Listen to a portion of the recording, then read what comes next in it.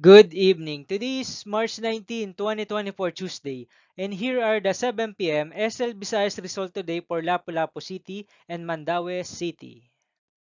Here are the SL Story 3 7 p.m. draw result for Lapu-Lapu City under Lucky 7 Games and Amusement Corporation for March 19, 2024, Tuesday.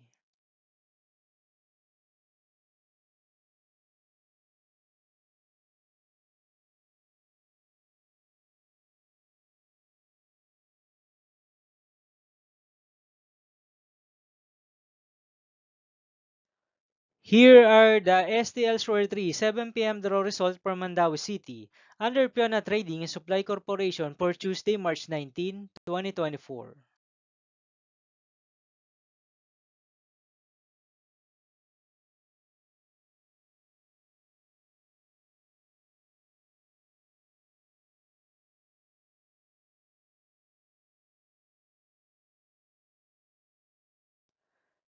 Thank you for watching this 7 p.m. video for evening of March 19, 2024, Tuesday.